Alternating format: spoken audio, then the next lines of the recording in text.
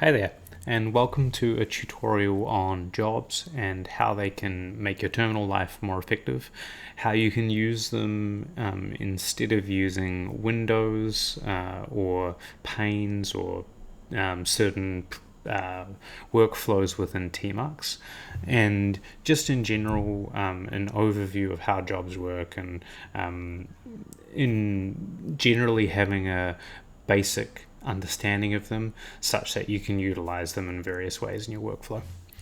All right, so here's a bit of an outline.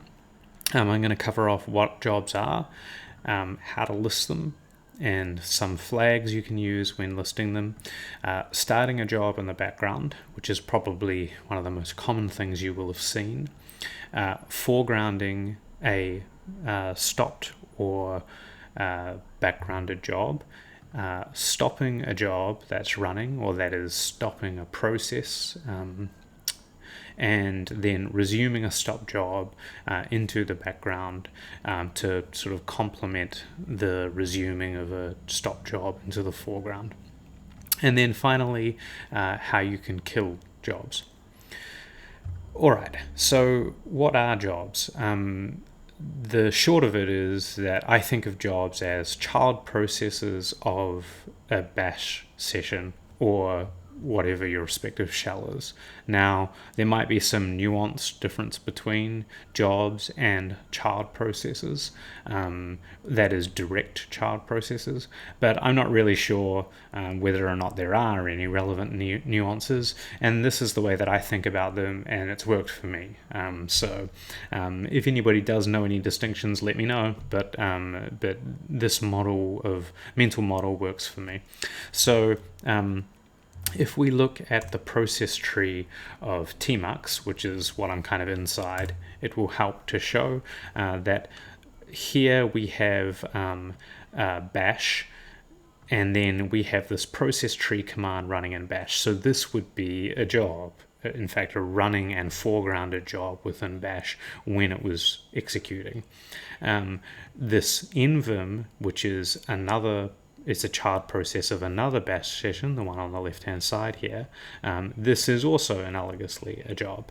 And so yeah, that's pretty much how to think about them. It's that simple. A job can have one of, I think, 3 states. It can be running and in the foreground, running and in the background, and stopped. And I think that exhausts it. Maybe there are some other subtleties, but those are the ones that I'm going to cover off in this session. All right, so how do you list the running jobs? You write jobs and you hit enter. Now there's nothing outputting here because I don't have any jobs running. But say, for example, I were to start a job and put it in the background by using the ampersand. My jobs command will now return something, but you can see already it's actually given me some information.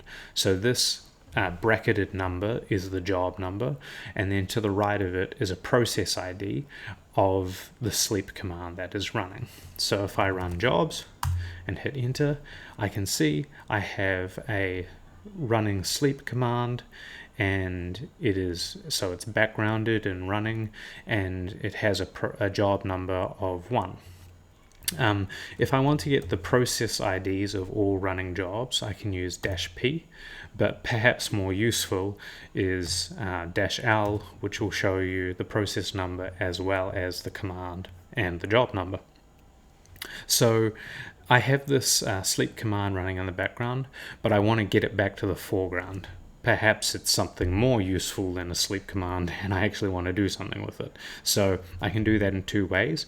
I can use fg with no arguments, which will foreground I think, most recent job. That might be wrong, but that's kind of the way that I use it. So fg, that will foreground sleep. Now let's send the signal terminal, Control C, and in that process, and let's do the same thing, but sleep. So now instead of doing FG, with no argument, I'm going to actually specify the job number. So maybe I'll actually run 2 sleeps such that now I have 2 jobs, and I'll foreground the second one, or foreground the first one. All right. So hope that makes sense. So that's foregrounding a job by most recent and by job number. So how do we stop a running job? So let's say that I run my sleep again, but instead of backgrounding it from the beginning, instead I just run it in the foreground. How do I get out of this? I mean, commonly people will think, oh, well, what I need to do is I need to quit it again. Sorry, I need to quit the running program, and by sending Control-C, and then I need to start it again and add the ampersand such that I can run it in the background or something like that. But when you have a running task like this, you can actually turn it into a stopped process and return back to your terminal by sending Control-Z. Now this won't mean that sleep is running in the background, so it's unlike using the ampersand. Instead, it is now in a stopped state. So we can see here. But if we want sleep to continue running, then we can use the background command and specify the job number. And now you can see it's added this ampersand, and sleep is actually now running in the background. We can foreground it. We can use Control-Z again. We can then put it in the background, and you can see how powerful that might be. But in the context of sleep, it's not so useful. But in the context of a more like powerful terminal program that you might be using on an everyday basis, you can see how this can create quite a nice workflow. So I'm in NeoVim. I realize that I need to run a command in the terminal that I began from. Now, of course, like I could open up like a terminal like this and run something in NeoVim, but I might want to jump back to the terminal that I came from. So with that, we'll send Control-Z. And now you can see that NeoVim is stopped. Now, you might be tempted to like background NeoVim, but that's not actually really going to work, because NeoVim and Vim, to my understanding, require to be like attached to a terminal client, or I'm not quite sure how to think about it, but if I were to background that, I think it would cause troubles for NeoVim. But we can foreground it and jump back into our application.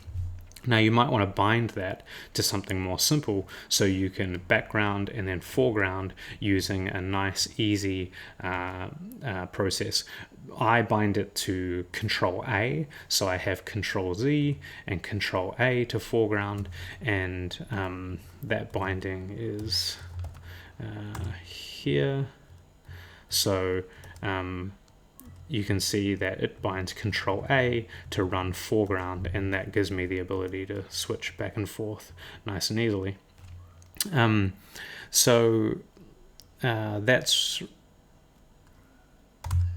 yeah, I think that's about it for that side of things. But we also have the ability to kill by job number. So I say if I want to kill number 1, I can run that. Or I could kill NeoVim, but unfortunately when NeoVim is in a stopped state, if I send this kill signal, which is I think sigterm, NeoVim won't actually be processing in a way that can respond to it. So it's only when I foreground the NeoVim task or the NeoVim command that it'll actually process the sigterm. But I can still kill it via sending like -9, I think will work. So now, yeah. Yeah, so that's a bit of an overview and tutorial on jobs. Hopefully it can help improve your workflow. It might stop you from the need of creating new Tmux windows or panes to do certain quick things that you might want, but it also might help you to be able to run things in such a way where you're not really monitoring their progress or anything like that. You're instead just sort of having them running in the background. And then still with an ability to foreground them to see the process of them. This can be useful in the context of like tailing logs, or in the context of some long-running process that has some kind of incremental output. Lots of use cases, and hopefully you find it useful. Thanks.